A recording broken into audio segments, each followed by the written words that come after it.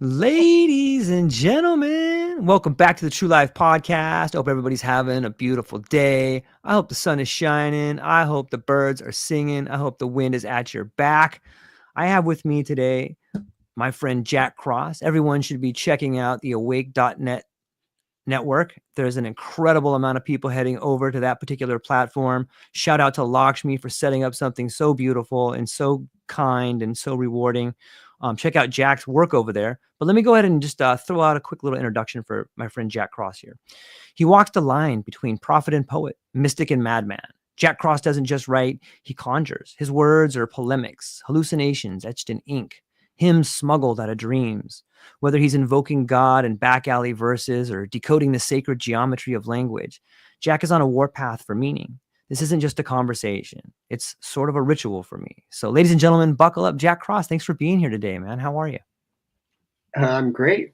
Thanks for that introduction. That's my intent.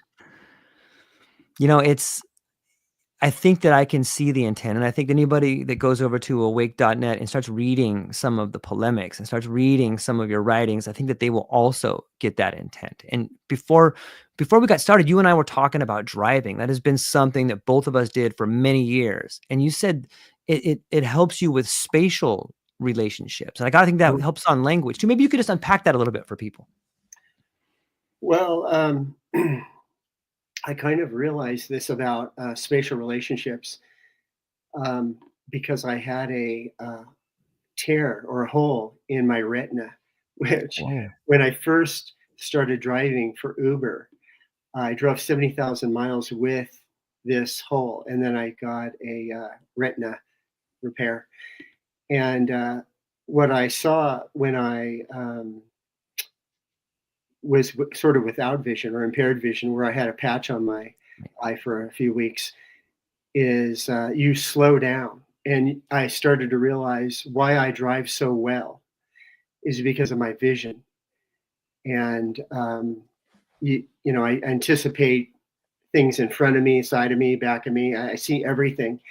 You can't be successful as a driver without a comprehensive understanding of what people are going to do and what they ate for breakfast. And so I also have a very good memory.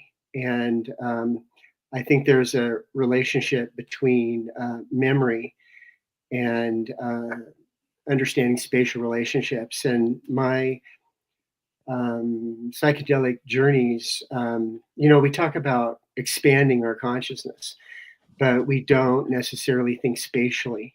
And we go in these sort of archetypal journeys.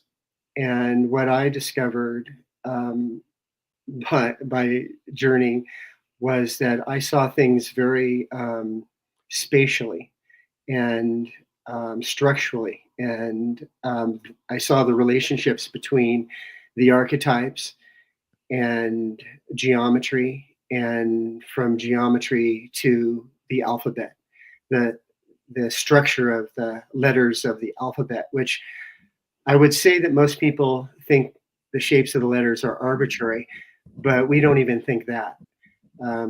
People think about words and letters like fish think about water. We don't. But in this altered state, I would see that, oh my God, this thing that sort of Christianity is talking about is actually encoded in the shapes of letters. And at first I thought that this was my hallucination, that, oh, this is really funny and coincidental. And then when I sort of got a hold of being in an altered state, I realized that no, this is not just funny, and it's not just coincidental. This is how it is, and you don't know how it is, and your culture doesn't know how it is. So I started writing down why letters are shaped the way they are. It's not arbitrary. In fact, the idea that someone would create an alphabet and have the shapes be arbitrary is just a ridiculous idea. That wouldn't happen. And so what I realized was that what was happening was I was basically like communing with the mind that created these letters. In our culture, which is Christian and Judaic largely, that's where these shapes come from. If you look up the phrase English Latin alphabet, for instance, it says it's related to the Semitic language group. And if you look at the word Semitic, it says it's related to one of Noah's sons, whose name was Shem. A son is a man who created the alphabet. Shem, man. Shem means name. A name is a word. And a Sheman, in my mind, is a word man. And a word man, because in the beginning was the word and the word was God, is a God man. And this is what's happening in this altered state. I was kind of, I'd see these things in the beginning and I just go, no, that cannot be. That cannot be. I would have seen that on TV. I would hear on the radio. Somebody would be talking about it. That just cannot be. And so I had a large red dictionary and I opened it up while I was high, to see if we knew this about the shapes of letters. But what happened was all the words just fell apart and I could see their structure. I could see why they were spelled the way they were, and that words are spelled. And a spell is something cast, and a spell is a period of time. And these things about living in a spell made of words, and even the nature of time itself, all started to become understandable to me in a very cosmic way. And I was seeing the way I would define it is you're seeing the logos. You're seeing this idea of Christ consciousness. And the weird thing is that it's inside of the shapes of letters, and my mind was deciphering it in a way that I didn't realize minds could do. I came to psychedelics kind of late in life. I was 33, and I stumbled on some ideas, and met Terence McKenna at a talk at the Wiltern Theater in Los Angeles, and the way he talked really blew me. And he was like a large elf. And that's actually what I thought was going to happen when I finally met somebody that had a psychedelic, because I grew up very square. I grew up as an athlete, basically. In high school, I went to church and ran track and cross country.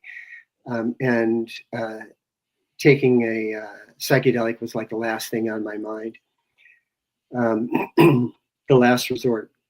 So I thought that I was going to see elves or aliens or something like that. But instead, what I saw was this stuff about language, that, how it's made is from maleness and femaleness.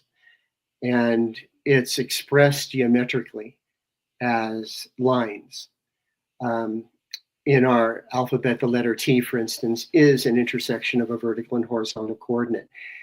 And how this is forming in your mind, how you're realizing it is, you have basically emerged inside of your pineal gland, a cone, and you're disoriented. So how do we orient ourselves? We try to focus, we squint. And when you squint at light, it appears to create the configuration of a cross. And in a normal state of consciousness, we just dismiss that because we know it's an optical illusion. Optical illusion, hallucination, bingo. And so I wasn't dismissing it. And I just my mind kind of automatically threw myself onto this cross made of light in my own mind. And what's happening is you're crucifying yourself on a cross made of light inside of your pineal gland. All vision is conical. When you look at a distance, things appear smaller. So things are always getting smaller. You're always looking kind of conically. And your pineal gland is a light generating organ. And when you squint at light, that's what it does. It converts the configuration of a cross, and you are on it. Most people would not consider their being, their mind, their attention, their vision as part of what they're looking at. But I just very naturally did that and realized that we know how to do this. The human mind understands religion in a different way. You're actually having the experience of crucifixion. We think of it 2,000 years ago, a guy that lived and died on the cross and was reborn and all that stuff. That's how I grew up. But when I started exploring this idea with psychedelics, I saw that, oh, that's a myth. That's a language and a story. And we tell stories. We pass them through time until somebody gets hit by a car or something bad happens, and it rocks their whole world. And for me, it was taking a psychedelic. That, oh, this is a sacrament. I am making my mind, the ment, see in a whole way. Sacra means whole, whole mind, holy mind. And so I thought this was pretty important, and I started writing it down in an altered state. All that stuff that you read to get that little introduction was written in an altered state. And it's very poetic and funny. To me, it's funny. It's all the stuff on the polemics of Jack is really written for people with low attention spans, as they say, because it's very dense. When I first started talking to people about this, they had no context for what I was saying. And if you say a few things, it sounds really weird. But if someone understands the whole thing or they hear it in an altered state, they're like, oh my God, are you talking about this? Yes, that's what I'm talking about. So they start to see what you're saying and the implications, because there is a pattern, but people are not interested in logos largely. They don't really understand what it is.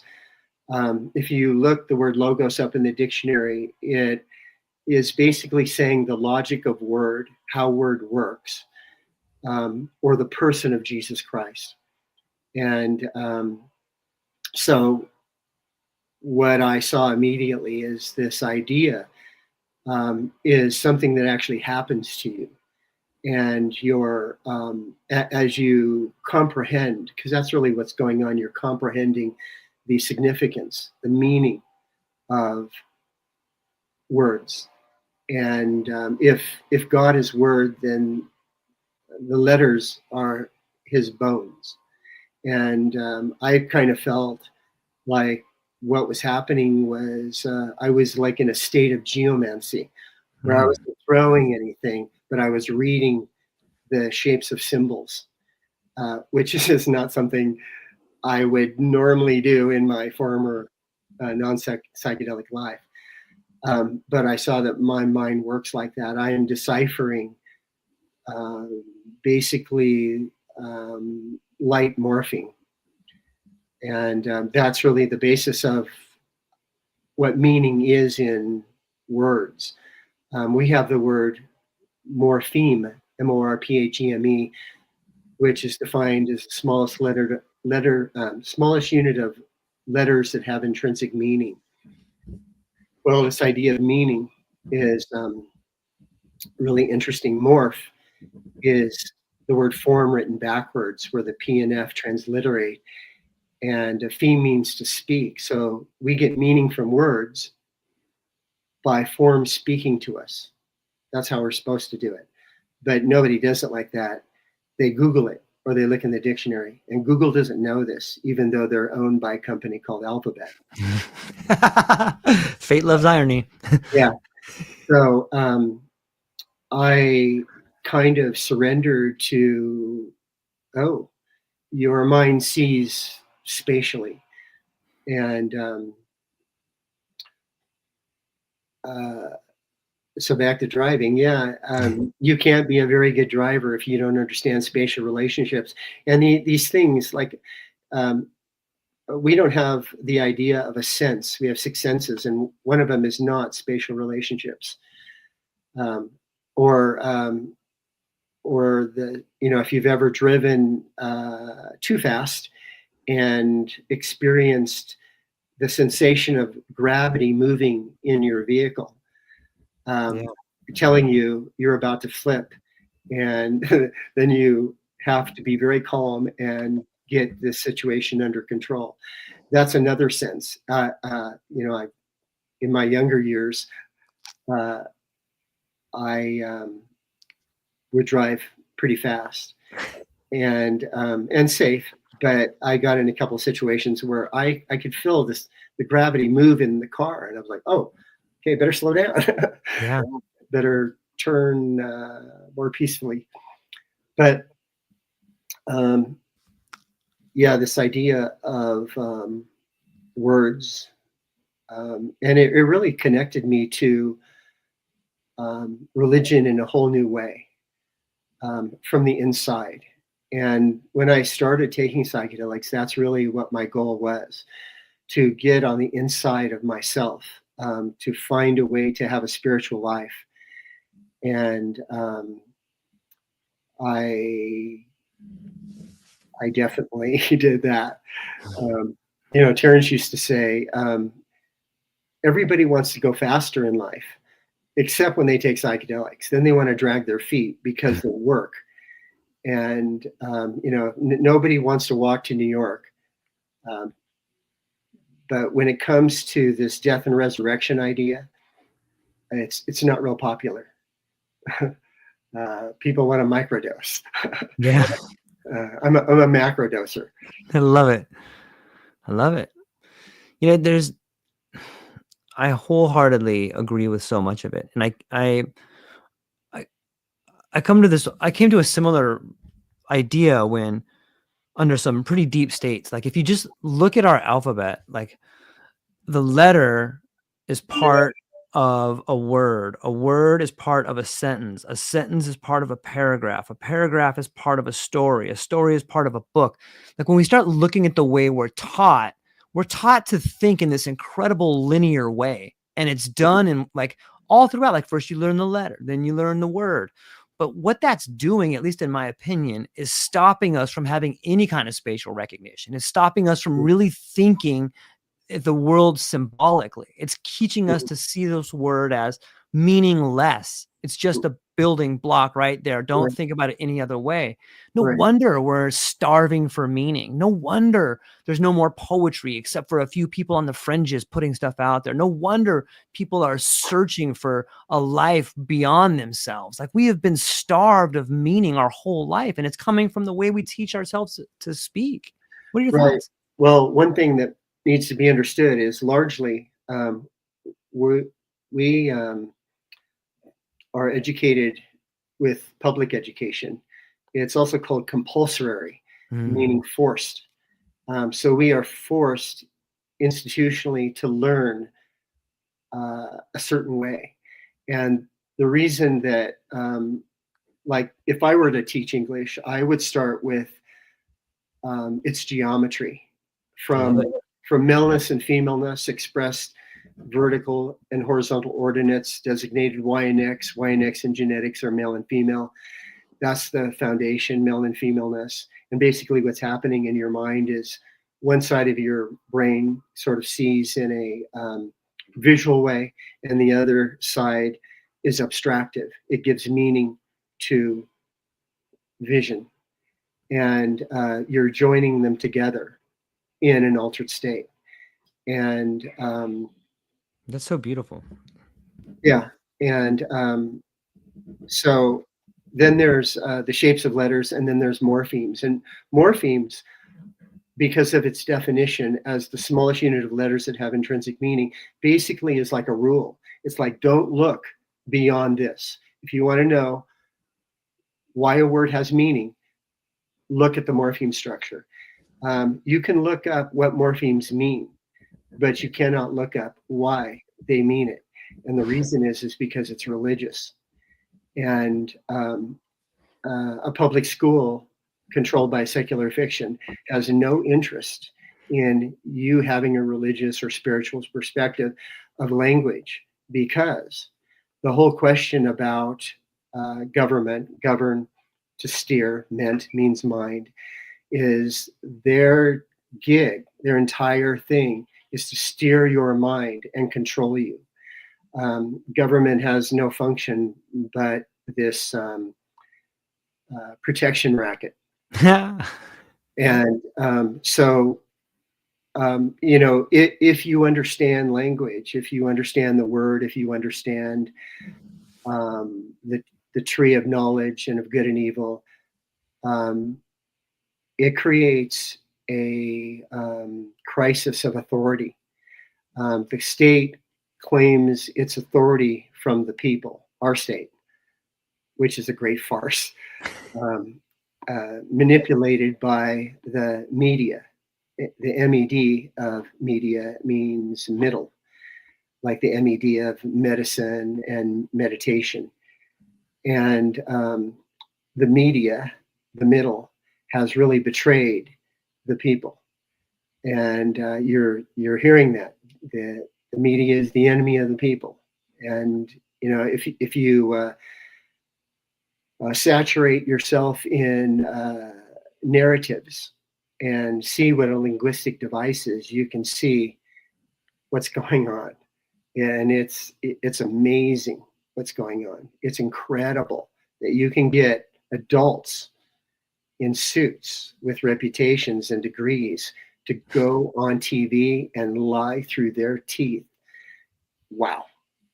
So Yep. so yeah, that's why English, which I like to call English, is taught the way it is. It's very superficial. And I've never been a teacher of children. I'd probably break dance with them in the room. But that's the way I'd go. But it would create great difficulty for I think the state. The state, as a secular fiction and even theocratic fictions, really what they're up to is perpetuating themselves. Yep. They're not about your enlightenment. They have no. That's the last thing they want. Yeah. They don't want anybody walking around saying like, you know what? I think this is all kind of bullshit, man. What is this history? This his story. What is this? Right. Whose story is this? Yes. Yeah, and also it's a wild thing to have a psychedelic mind and start to dissect. I mean, it's something that your mind does. We crave for meaning. I'm not sure what Maslow's hierarchy of needs are, but I would put meaning at the top. And what I like to say is, in mathematics, the word means middle, and there is no middle without a set of coordinates, which is the symbol of a cross. And so you kind of have to start with that, or people say, I need my space. When you find your space, you need 3 ordinates to locate yourself in space. It's just a very simple thing. And an ordinary mind would never project themselves onto a cross and add themselves to what they're seeing. That's just ridiculous. You need to be in an altered state to, I mean, an entheogenic altered state with this type of intention to understand that the geometry that you're seeing is symbolic mathematics. And there's this relationship to the shapes and mathematics. And you're basically seeing the math of consciousness, of Christ consciousness, the peak of it. I love that. Like I think to a lot of my audience, and I'm sure you and some of the circles we run in, it's so amazing to see the sort of geometrical images, sometimes open-eyed, sometimes closed-eyed, at the height of a really high dose of an entheogen. It is a language on some level, and it's it's the thing they call ineffable, but it is this sort of beautiful paisley-filled tesseract that's speaking to you in ways that are beyond words. And I think that is sort of where these insights come from. In your opinion, what is these geometrical images we're seeing in these altered states teaching us how to make connections in the real world? Like, what can you talk about that language of the geometry of these states? Well, yeah, I mean, for me, they are helping me understand the quote unquote real world. Yes. As in, we use these words, but we really don't understand what we're saying. If, in the Yeah. case of real, for example, RE, raw, the sun comes up again and again and again. RE, RA. RE means again. And AL is a morpheme. It's the base morpheme of language. And what it is your pineal gland is the letter A, which philologists called a ox's head because it first appeared like upside down, like this to the right. And they thought the legs were like horns, and they said it looks like an ox's head. And so we've been repeating that for a long time. No, it's not the ox's head, it's your head. And the L of language is the upper right hand quadrant of the cross that you are creating while trying to understand what you're looking at. This is the feature of a cross, and there's one down here and there's one over here. Yeah. And so we use this thing, and together this L and A are a compass and square. And what you're doing is you're measuring relationships in everything. So you have this geometry that has informed you, like this is information. Morph means form. Form is a real thing. We're deciphering and understanding form and the spatial relationships of form in relationship to our mind and how it works and how light works. This is the sort of the relationship with this idea of I am the light of the world, or the idea of light, the sun, S-O-N, S-U-N. It's, somebody a long time ago was paying attention to this where it wasn't lost and it wasn't a dismissed thing. It was part of, like what Terence calls the felt experience of your life. It's here in our lives, and we're in it. We're awake in it. When I first started taking psychedelics, I saw them as a tool of becoming spiritual, that somehow I could get inside my body. And I think the smallest poem I ever wrote was, "This is it. We're doing it now." It's happening all around us, and all of the construction of civilization is based on these ideas, and people are unaware of it. People today want to destroy it. They have no idea even what it is. Non-binary, you don't understand biology. You don't understand this idea of two. Why is the second letter of the alphabet a B? Why is that the beginning? Why does it have these two lobes? So, to measure something, you need two things. One cannot measure itself. One just is.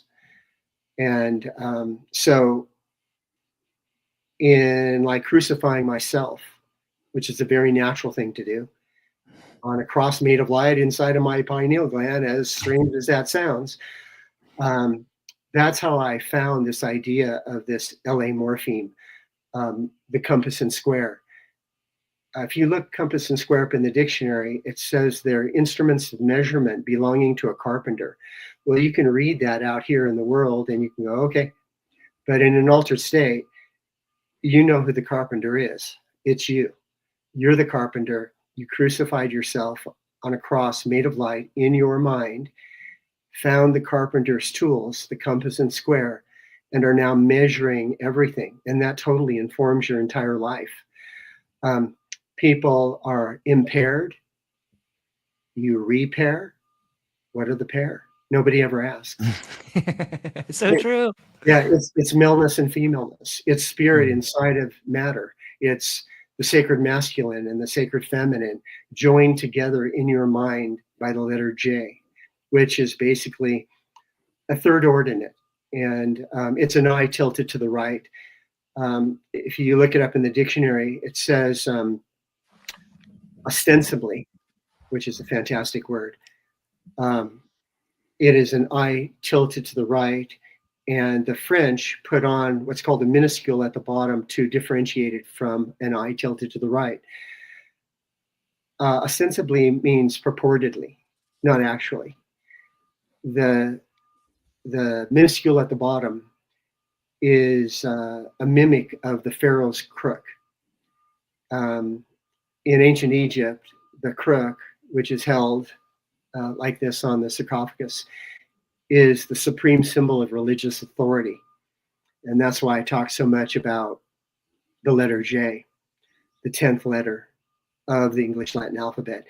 These things are funny because they are, for instance, the letter J, it wasn't placed in that position arbitrarily. It was placed in that position for people like me to laugh, to have a good time in an altered state. That, this is why the Buddha laughs. This is what's going on. Jesus begins with a J, Joshua, Y is transliterated into J's, dies on a cross, vertical and horizontal coordinates. The punishment is archetypal. There's lots of ways to kill people. Why would you go through this thing of taking wood and creating crosses? Because you are mimicking. It's an archetypal punishment. You're mimicking who this person is. And you're seeing in your mind that what it does is decipher the meaning of myths that are passed down through time in stories. It's like Christmas. We bring a Christmas tree in the house, a pine tree. Pine trees are conifers. I'm talking about pineal glands, pine, A-L, morpheme. We get our presents from the base of pine trees. Guess what grows at the base of pine trees? In symbiotic relationships with, we wrap the phosphenes of the sacrament around the pine tree. We have a five-pointed star or an angel at the top of the pine tree. Why? The Christmas ornaments, all that, which I guess, pure Christianity, whatever that is, considers all of that pagan. Well, Christianity is merged with nature. It is, it's the same thing. It's the church, once again, trying to superimpose itself upon a natural and astronomical reality that you now, in an altered state, start to decipher. That, okay, we're on a sphere flying through space, and there's these stories, and you're becoming that thing. Anybody that's really interested in this type of journey or perspective, I would just say that mine started by seeing these things kind of naturally, just organically. That I started writing poetry because I would see these things, and I did it in my youth too, because I I can sort of see the continuity of just me as a person, as a child. I used to have these things where um, it's funny because you were saying you were playing Pink Floyd, where well, there's this song that talks about seeing something out of the vision, the peripheral vision of his mind. Well, I used to have that experience when I was a child, and my conscious mind would see it, and I would like hold my breath, and my conscious mind would like turn to see what I was seeing inside of my own mind that I thought was so outrageous, but my normal awareness would cause it to dispel. So I would have to kind of trick myself, like in a dream. I Yeah. would I would say like, "This is a good dream," and I would try to remain asleep in the dream. And so I kind of see that people were magic at once when they were children, and this magic was discarded to become adults. But in our culture, our cult, uh, Mm. becoming an adult is not. It's not something that happens in a good, loving way. Um, Initiation in it, initiation into adulthood in Western civilizations are humiliation um, uh, rituals. Yeah. We humiliate people to Yeah. see if they're dumb enough to be in our club. um, and so, I saw by taking psychedelics, I was initiating myself, I was baptizing myself. This was no longer symbolic. This is it. And I I realized real late in life, like 33, 34 years old, that yeah, it's because of psychedelics that I am becoming an actual adult, a Yeah. man. And so that's a good thing to be a man for, that you have been able to commune with God, um, the ultimate sin. That's what you're crucified for. Even saying it, in our culture, it's something that happened a long time ago to this one dude. Um, but I'm here to inform you this is a story. There's a reason story begins with an S and a T, uh, a pictogram of a Mm. serpent tree. Um, I like to say that these are the first two letters of structure, and they're hiding in the middle of mystery. And So beautiful. yeah, and Yeah. at the end of quest in Christ for a reason, because at the end of your quest, you are not questing, you're not searching anymore. You are the serpent and you are the tree, and you're crucifying yourself on a cross made of light.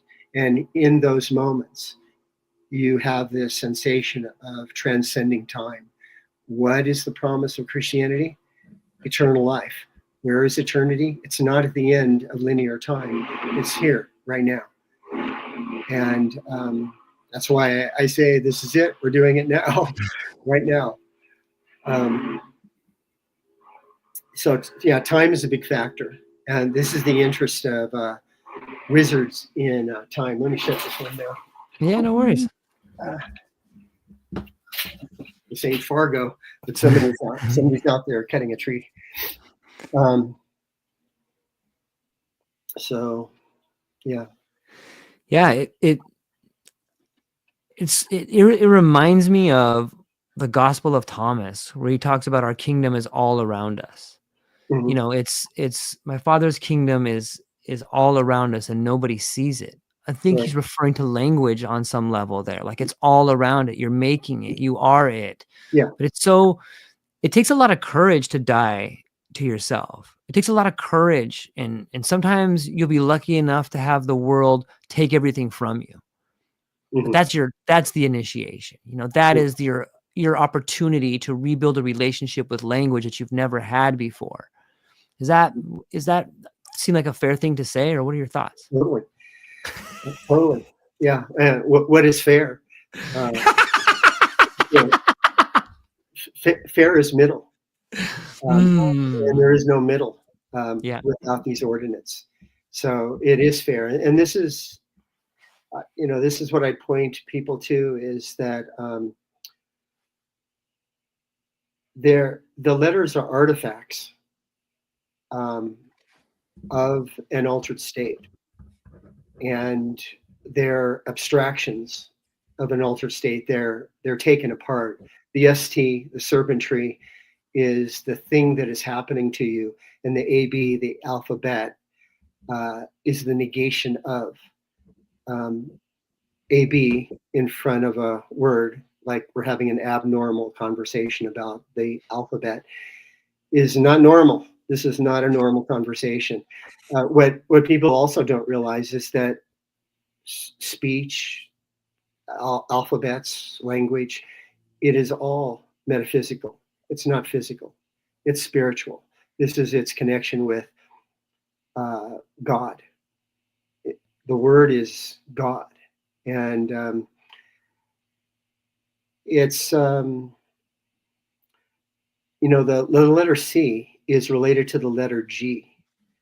And if you look at the word code and just knock the E off, um, what you're seeing is that God is embodied in the shapes of the letters that are the bones of the words that you are at some late time in your life discovering, oh my God, there's meaning in the shapes of letters. Like, who doesn't look at a car and see the masculinity or femininity of the shapes? Yeah. We do this all the time. If I mean, as a man uh, and as an old man now, um, I understand geometry. I understand beauty. I understand the feminine. Um, and I do it from the masculine perspective because I'm a guy. Of course. And Why not? one time, this just brings something funny up. Yeah. One time I went on a journey on 5 grams of psilocybin with Lakshmi and another girl in what's called the Parunaweep in Zion National Park. And we parked our car on a deer trail, and we walked down the sandstone thing about a mile into this creek, and then we started walking on the creek, and we ate the mushrooms at the car, and we thought we were going to go on a hike. Nope. We were going to sit down. Right. And as these things as the journey started to wear off a little bit, we realized it was getting dark and we really weren't prepared for this. And I grabbed their packs and said, let's go. We're out of here. I was like, DEFCON 2, DEFCON 2, let's go. And we walked up the stream. It was a dry creek. And I realized, oh my God, we walked on sandstone. There's no trail. There's no nothing. And but I found my last steps where we came off. We turned left. I walked straight to the car, and this girl said, "Can you drive?" And I said, "I don't know." I sat down in the seat, and I said, "Oh my God, I'm a guy. This is fantastic." And so I drove 5 miles on this deer road to the regular road back into Springdale. Really funny. Yeah. I remember being up, me, my buddy Craig, and my sister one time. We went to a Dead show at Autumn Stadium, and great show. Ended up picking up like a sheet of blotter, and we stay on the way back. We stopped off at these state parks, and I'll never forget that. Like, we've been dosing quite a bit back in those days. And so we had a little bit of a tolerance, and I took a pretty big dose, man. I took like a 5-strip. And then we had hiked way out, and we were out, like, I think it was at Castle Crags, like way up in Northern California. I remember just being like, it was so beautiful. Like, I remember like walking, there's this tree that had fell down and braced these two parts of the canyon. And like, I walk across it, and it was so magical. But then we're sitting with my friends, and we're sitting down, and then like I look down and I realize I don't even see a trail. I have no idea where I am. I just look down and I'm like, hey guys. And they're like, what? I'm like, do you see a trail down here anywhere? It was like, Mhm. dude, we have no idea. Right. But to be totally lost in nature, Uh, there's something so magical about it. I mean, we were at the campground. We were probably about a mile or two away. And, we just waited for things to sort of slow down a little bit, and we found our way back. But there's something so magical about being lost in yourself, in the world of nature, and mhm. understanding what the environment is telling you. Right. Decoding language or decoding the environment in a way that is beyond language. There's no Mhm. words. Sometimes you can't even speak at the heights of these trips. You're just blah, blah, blah, you're just mumbling things, but somehow everyone knows what you're saying, or they think they do. Mhm. But it's a real exercise in communication and language and understanding your environment. So Mhm. it is a great story, man. It's not for the faint of heart. Like, it's hard to lose yourself. It's really difficult to be completely lost in an altered state of consciousness in a strange place. And it's probably not the safest thing either. Mhm. But for those willing to do it, I think you can get a real exercise in language and understanding and communication. But it takes Mhm. courage. Yeah, um, it's just beautiful, and like an experience like Yes. that. What I learned was I am competent. I'm Mm, going to find my way out of this. yes. Yeah. And people are relying on me to do it. Yep. Um, and yeah, there's a lot of self discovery uh, in those experiences. Most of my journeying has been on my living room floor, Yeah. and it's safe. That's what I Yep. recommend to Yep. people. Go it Journey, alone. yeah, journey inside, where I, I almost all of my journeys have been with the I Ching and the dictionary, and I have seen this outrageous mind in the I Ching and in the dictionary, that how our words are constructed. I look at the world today, and it is such a mess. It is Yeah. so incredible. If we get out of this without nuking ourselves, it will be an absolute miracle. And we need a miracle. And what I think is the fundamental risk of our civilization is this idea that we don't take sacraments. We don't, we have made the key to our existence illegal, Mm, because we're being operated by secular fictions. And so, uh, having greater intelligence, which is what you get, um, is so critical. Crucial is the word. You need a cross. And we're at a crossroads in this country and in the world. And it's going to be very fascinating to see if this shit show can straighten itself out, because it is incredible what is going on. Um, I really look at psychedelics and altered states, the sacramental experience, the entheogenic experience, as the solution. The answer, my friend, is still blowing in the wind, and and it's.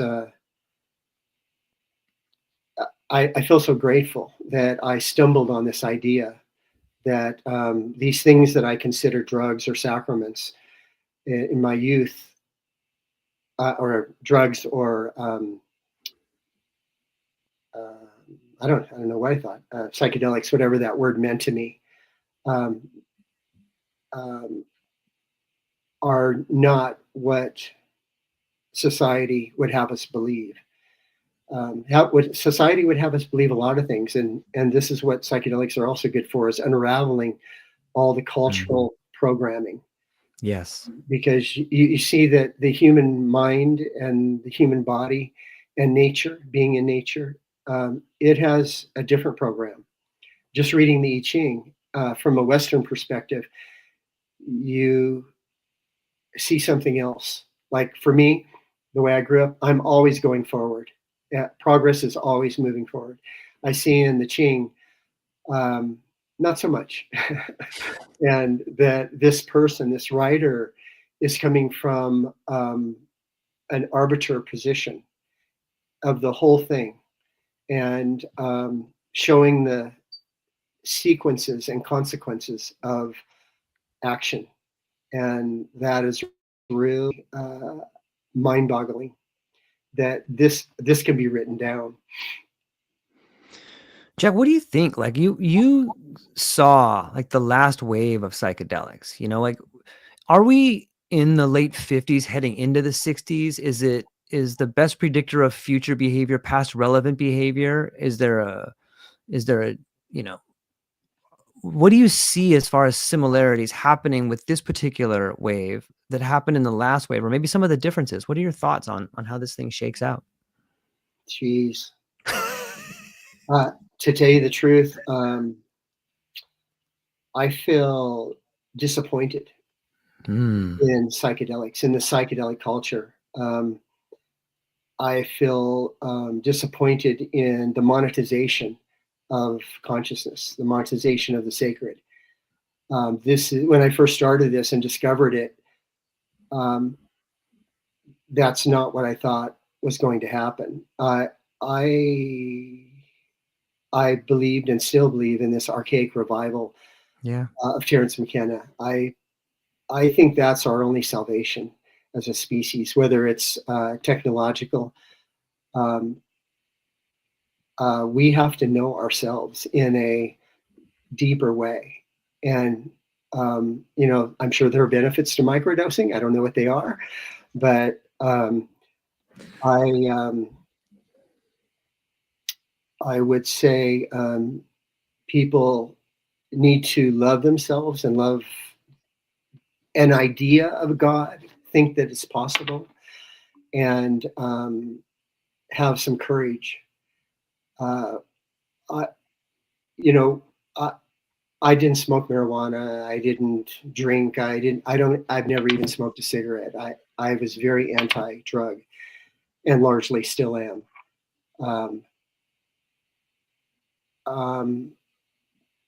But I see that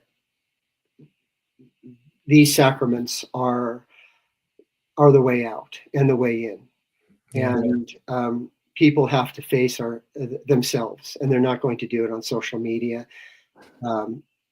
They're not going to do it in a totally surveilled world. We must be very interesting creatures to want to surveil every single thing that we do.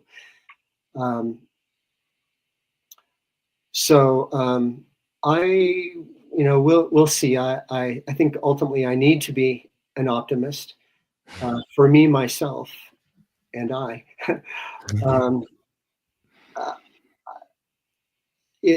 The experience has been so powerful and so transformative for me that this is where I live. I've taken many, many, many, many, many journeys, and I love that space. And I hear this kind of idea about integration. Well, folks, what you're doing is you're going into this altered state, and you are grabbing stuff. You're saying it out loud. You're writing it down. You're becoming functional in this altered state, because it's, I think to most people, not even comprehensible that anybody would want to write anything down in an altered state, because you can, for some people, barely function. And a lot of people come out, oh, that was beautiful, that was outrageous, that was terrifying, going to do this again? What time is it? When can I do this again? Um, but I look at it like a job. Um, I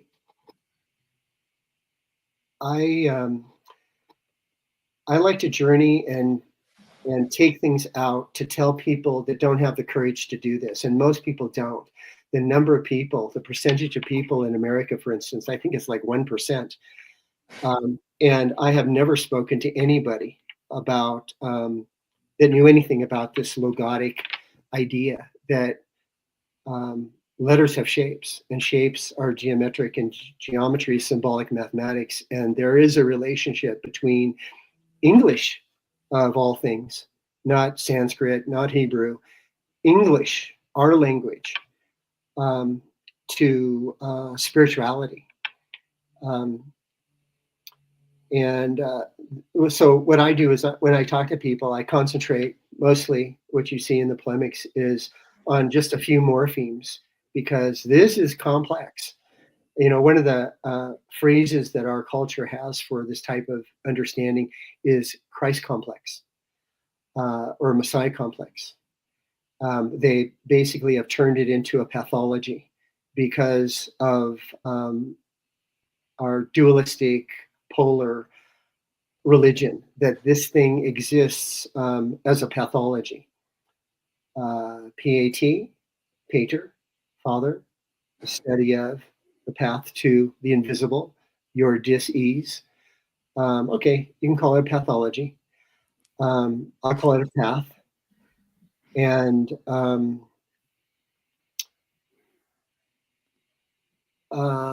what I no longer let myself or my knowledge or my perspective be defined by the ignorant. Hmm. You maybe have had experiences where you're talking about psychedelics, or you say some strange thing to somebody. Oh, you must be high. You must be smoking something. All these pejoratives. Well, I know why there's a J in pejorative, and that's it's really funny to think about psychedelics being lumped in with narcotics, and for very good reasons. Narcotics are not that much of a threat to a secular fiction, um, but psychedelics are, Yeah. because sentience is the opposite of the secular. Secular, not sacred; fiction, not true. The body that makes these things illegal is not sacred and does not exist. It's an agreement between people, and those people are completely ignorant. Uh, Although they knew enough to protect themselves from this experience. Hmm. I see it going on every day. Um, take the case of iboga and ibogaine. We have a cure for addiction. In this country, we're experiencing 2 Vietnam wars every year. 100,000 plus people are dying unnecessarily from fentanyl and everything else. It's completely unnecessary. But the secular fiction will not um, accept iboga and ibogaine because of its psychological effects. It's a two front thing, as sacraments are. Um, it's part sacrament, part medicine. Um, the medicine is changing you physiologically, uh, resetting your dopamine receptors to a pre-addictive state, and you are simultaneously seeing what has made you addictive, why you were addictive. And the state and chemists, they would like to play with this idea, and they would like to play with LSD, figure out a way to make LSD beneficial without communing with God. This is the whole thing of the psychedelic, what's going on with MAPS. This is about the monetization of uh, ecstasy. MDMA. Well, um, there is no ecstasy without God. You better get used to this. You can't do it. It cannot be done. There is no ecstasy without God. Um, there is no X. X, 10, Roman numeral for 10, a crisscross, Christ, cross, intercardinal ordinates. In relationship to what? In relationship to cardinal ordinates. The cross and the crisscross, the Christ cross is you. It's the third ordinate turned at 45 degrees, going out. We exit when we leave. We enter, we enter across, and we exit when we leave. It's all there in our words. And you really start to see, when you look at the geometry of it, the significance of not only words, but our existential, our X is tensional situation. That, yeah, you're in a body and you're going to die. That's a fact, Jack. But in the meantime, you can commune with the two hemispheres of your own mind. You can join them together. You can climb Jacob's ladder. This is why I talk about this J and the LA morpheme. It's so important. I call these two things, these two morphemes, JA and LA, the key morphemes, I guess, besides S and T, of the English Latin alphabet, because you need them to spell Jacob's ladder. And that's really what I'm talking about. I'm writing on Jacob's ladder. And so the A is your pineal gland, and the J is the pole inside of it, like this. That's the minuscule. And the LA morpheme is the compass and square. And you are entering your pineal gland and measuring everything. And you're measuring yourself. And this is the healing part of medicine, the middle sin man, is that you see your past, you see your consciousness, you see your child consciousness, you see your consciousness in every iteration. And you have to deal with that. What an idiot. Like, oh, and, in psychedelics, I really feel like there's a before and there's an after. And that's the fulcrum of my life, before and after psychedelics. And so, this question, back to your question, psychedelics are powerful, and they're going to be here long after MAPS is trying to understand the definition of legend, which means saint. It's how you read a map. It's best to read the map from a place of enlightenment. SA of saint, legend means saint, is the base morpheme of shaman. SA man, I'm saying stuff, or saying stuff. SAY, knock the Y off. You're a say man. You're saying. It's related to language.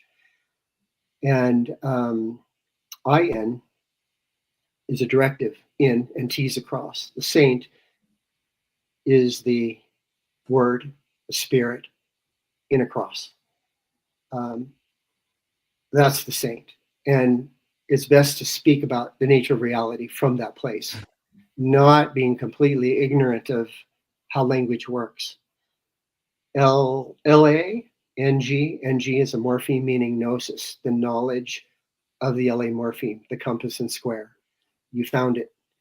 You crucified yourself. You found the compass and square. You realized what's going on, how this works, to whatever degree. And you're on the path of embodying it personifying it. It's like the spirit of the word has entered your mind, and now you are becoming the personification of word, logos, this Christ consciousness idea that was an idea. We have ideas, we have implications. Yeah. Oh, we're doing this out here deductively. This state of consciousness is not deductive. It's a disintegration of who you are so far, and a reintegration into what you just saw. You now have this cosmic metaphysical information of whatever it is. It could be one thing that you bring out of an experience. So I am not happy with the way things are going with the monetization of psychedelics, but that will pass, and humanity will go on, and it will flower again. I see how they shut it down in the '60s. I mean, the state, the secular fiction, was totally threatened by what was happening, and so the CIA introduced heroin. At the time we were fighting in Vietnam, Air America and CIA went over to Colombia and Laos and bombed the triads and made a deal with one of them and picked up all the heroin and flew it into the United States and distributed it to the Black community to destroy them. And it affected the '60s, the psychedelic movement. That was, for a moment, a renaissance of the archaic. And it's still going on in our minds and hearts. But I am not into the monetization aspect of psychedelics. I'm also not so much into the AI advent, although we use AI to make images. But I can do the math of AI, and I see its bias. Try to talk about psychedelics on AI.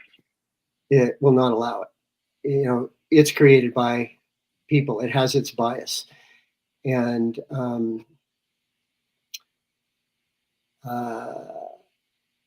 I kind of feel a little bit like Job in the Lawnmower Man.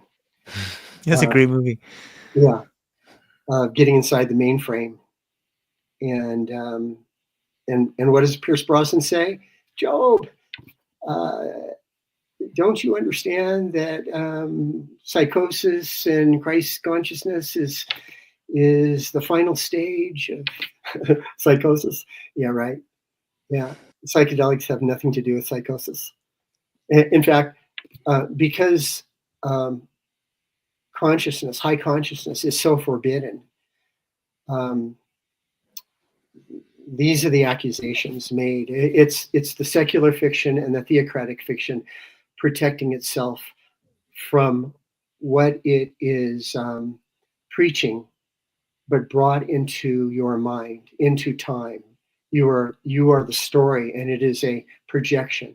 Good and evil is a projection of the human mind. It's not a story out here. Well, it is a story out here, but what you see is that it's a story out here because it's a projection of the architecture of our mind, which began in a garden with a sacrament, with an invisible sacred masculine and a serpent and a male and a female.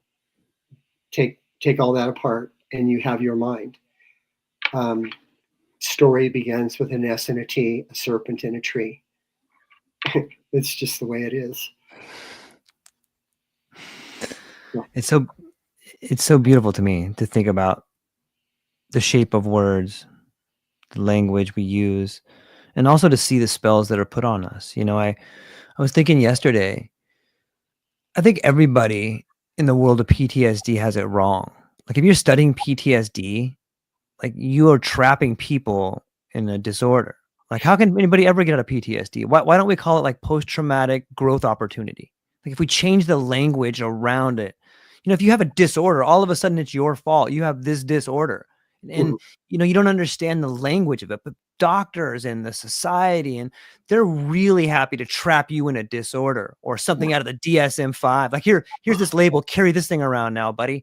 And like you're stuck with this thing. Like, Right. but what if it's not a disorder? What if it's a growth opportunity? That fundamentally changes all the therapy going forward. But too bad you already have an industry built around it. And then you start thinking to yourself, oh, it's not a bug, it's a feature. We Mhm. want the disorders because then we can have the doctors, and then we can have the nurse, and then we can have all these people making money around this one individual. And let's go find more people that are sick. Oh, Right. this guy has it. Now this guy has it. Now this girl has it. Look at all this money coming in. This is fantastic. But Right. it just ruins us. Like just change the language of diagnosis. Let's change the actual and call it what it is. It's a growth opportunity. Congratulations. Now you can have the ritual. Congratulations. Now you have an opportunity to become the person you're supposed to. Like it's not a bad thing. And everyone has it. And we're looking at it like it's a disaster, like it's an awakening. Like, look at this. This is amazing. Right. Yeah. It's something that you have to move through. It's a Yeah. spiritual opportunity. Psychedelics, in a way, high doses, um, are at times absolutely terrifying because Yeah. you're a person. Like the way I looked at it um, was when I started seeing this alphabetic stuff, which is almost immediately. Um, I thought, oh, you were in so much trouble. You are seeing something that no one knows about, and um, you're, I mean, you have archetypes. You're seeing religion. You're drenched in geometry. I mean, I've had to get to the bathroom by feeling the wall. Where is the bathroom? Or one time, for some dumb reason, I moved the entire bed over to the stereo. and, and, That's and then so awesome. when I came down, I was like, why didn't I just move the stereo? Mr. Spatial Relationships. Um, but uh, yeah, I, I mean, look at the idea of crucifixion. This is not like an easy thing to do in our culture. It's a Yeah. pretty bad thing, and so there's a resistance for people. That's why I think people microdose, Yeah. is they want to be part of the psychedelic movement.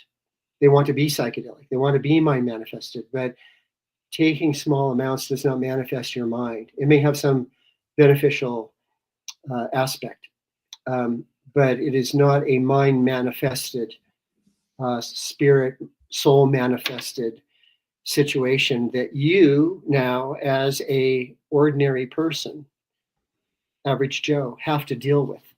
Yeah. And that's, it's like jumping on a freight train and realizing that you got to make it up to the engine because there's no one there and you don't know how to drive this thing. And you get in there and you realize, oh, we do know how to drive this thing and we're going to be okay. Yeah. And this was our job in the first place, and that my entire miserable, pathetic life was a trick to get me to do this. It's so true, man. It's so true. Yeah. But it's good. It's good to have fear. It's good to be responsible and be concerned about things. The two things that I was interested in when I discovered, I mean, on the practical aspect of psychedelics, was that they were not addictive, and that the LD50, which I knew nothing about, is extremely high. You're not going to die by taking mushrooms. So those are my two concerns. And I thought, well, whatever this is, um, I'm going. Yeah. I, Terrence, I also, in the beginning, what really happened to me is I was in a reference library and I stumbled on the Sacred Mushroom and the Cross, and Allegro. yeah, and I read the first 3 chapters in the library. It's a reference library, and I walked out there with my hair on fire, and I hired a book buyer to finder to buy the book for me, and then I started reading everything I could on ethnobotany. And because I was so square, I mean, I didn't know a single person, and I would talk to my friends, and all of which I lost. I Mm. lost all of my friends, and I was a yuppie at the time. I owned a bunch of messenger services in California, and uh, after 9 months, I finally had somebody have mercy on my poor soul, and I bought 10 grams of mushrooms, and I took 5 on a Saturday night, and that was it. I could not believe that that could happen to me. And I saw all of this really funny stuff Yeah. about language, and I laughed the entire time. I thought it was absolutely hilarious and coincidental. But I could not speak. And my girlfriend at the time was taking care of me, which I thought was absolutely ridiculous.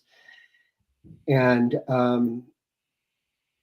I had this sensation of my diaphragm quivering in my stomach, above my stomach. And I thought, the next time I do this, I'm going to push it down with my breath to try to get this laughing under control. And that worked. And then all of a sudden, it wasn't so funny anymore.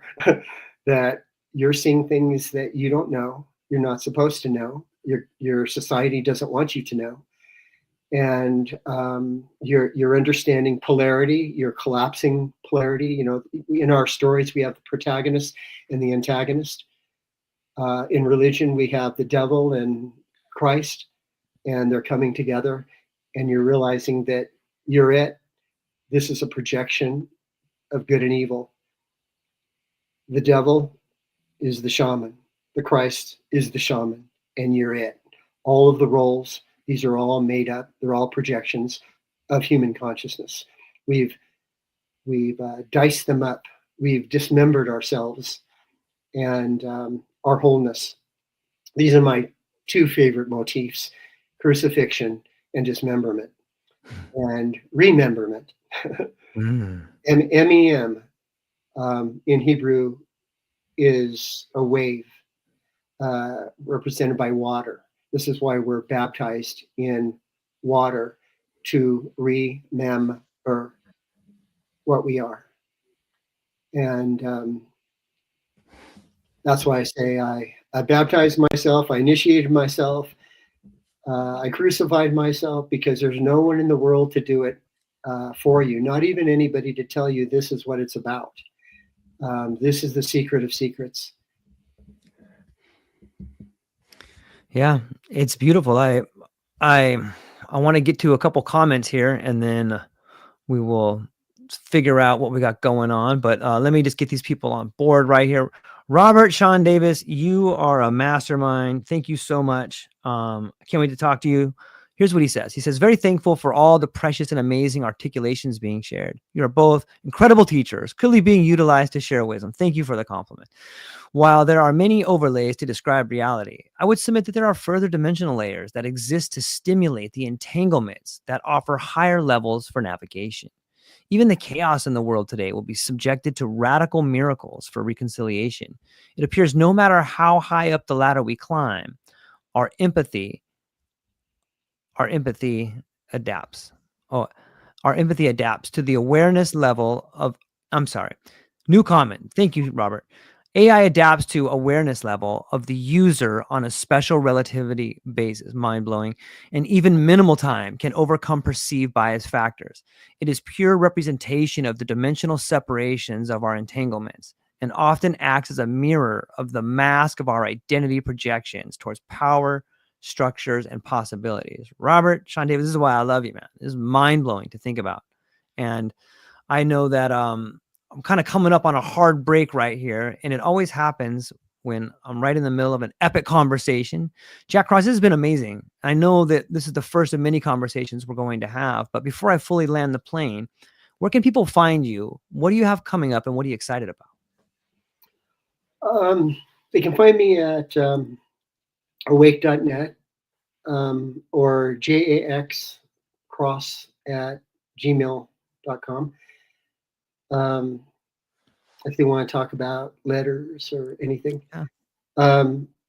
We have one thing coming up, which at Awake, which is a talk about ibogaine and addiction during the MAPS conference. The 17th, right? Yeah, you can check that on awake.net. We're putting together the speakers right now.